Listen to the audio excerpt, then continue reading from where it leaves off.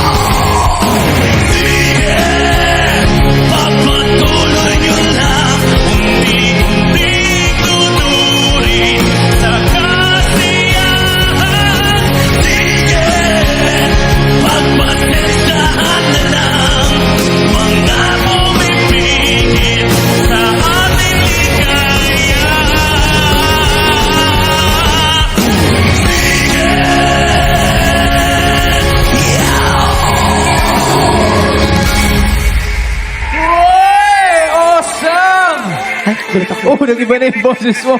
Bumalik ka sa dati. Grabe ka naman. Pero wait, ito, fun fact lang Si Osang, rock diva to. Pero prior na mag-rock ka, alam ko yung mga beses mo, mga Marimar, di ba? Opo, yung pumasok ako sa comedy bar noon, ang ginagamit kong boses pang babae. Si Talia, si Marimar yung ginagamit kong boses. Ba't mo naisipan mag-transition sa? Kasi parang sabi ko kasi, bilang isang komedyante, meron dapat kami mga kanya-kanyang identity. Pag binanggit yung pangalan mo, like Ate Gay, ibig sabihin, Masha Queen, Anton Diva, Regine, gano'n. So, nag-isip ako ng paraan, sabi ko, Osa, pwede ako mag-rock. So, nagpatok siya. Yun yung story. So, inaabangan ko yung, yung itsura ng ating mga icons. And tama nga ako, nagulat sila lahat. So, tanongin natin, Sir Tuti, ano ba masabi mo? Unang-una, congratulations. Napakalayo nung version mo. But when I say malayo siya in a good sense. Because swak yung rendition mo, yung style mo sa kanta based sa personality mo. And yun ang importante. Kung komedyante ka, ginawa mong comedy kita, walang problema dun. Actually, bumagay siya sa yung kantang rendition mo, bumagay siya sa ginawa mo. Walang masama doon kasi sometimes minsan pinipilit natin yung sarili natin maging si ibang tao. Pero kung sino ka, mas natural yun pag gagawin mo yung isang bagay kung ikaw talaga yun. Diba? So, congratulations. Napakaganda. Nakabalik ka na ba sa planeta? Nandito ka sa planet Earth. Congratulations. Congratulations. Congrats. Thank you. May gusto pa ba kayo add? Naramdaman ko yung emosyon mo, kumatay na lamunan ko eh. Kumati. Mahirap yun, no? Kung alam lang nila, alam namin, mahirap yung ginagawa ni Osang. Akala nila madali, pero yung modulation, kung paano gawin yun, art din yun. Akala ng iba, pero sobrang galing. Ilan lang yung makagawa niyan. Baka si Tote, mahirapan din. I'd like to give credit din sa mga stand-up comedians natin kasi they have a natural, may natural kayong talent na talagang kahit saan kayo ilagay, mapupull off niyo yung ginagawa niyo. May push pa. Oo, limit. pinupush ko tayo limit. So, congratulations.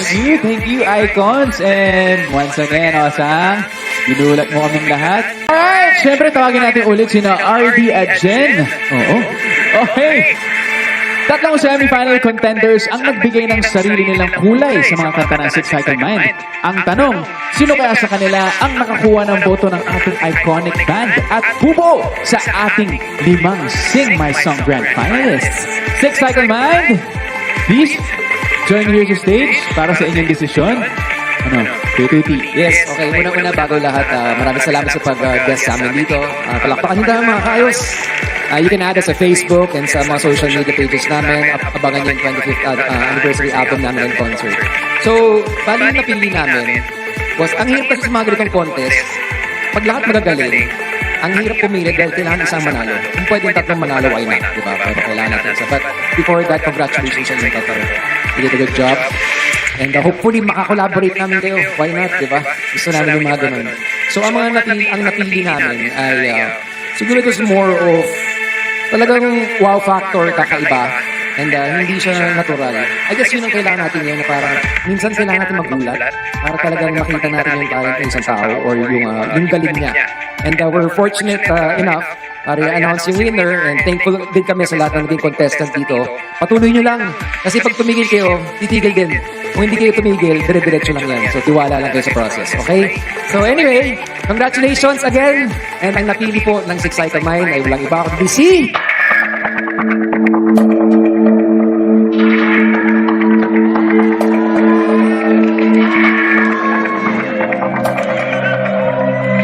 Congratulations po, Osang. Yeah! Congratulations, Awesome! Ikaw ang huling grand finalist ng Sing My Song! Grabe, may gusto ko bang sabihin, Awesome! Go! Go, Awesome! Take it away! Woo! Salamat po. Thank you so much. Yes, syempre maraming salamat din kay RD and Jen for giving your best performance. Napakahusay ninyong dalawa. Pero ito na nga, dahil deserve mo to, Osang.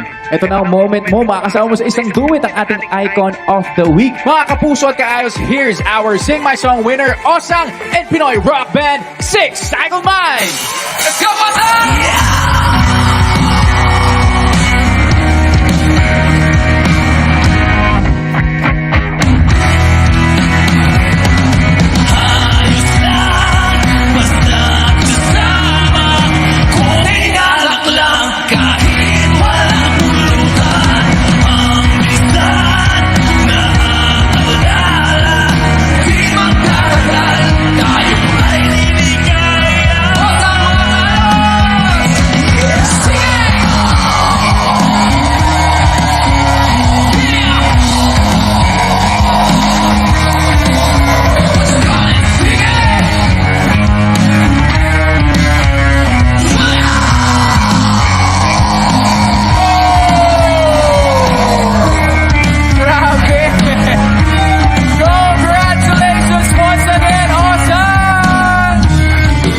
Siyempre, maraming salamat, Six Cycle Mind, for sharing your music. Thank you. Kuya Tuti, thank you. Thank you.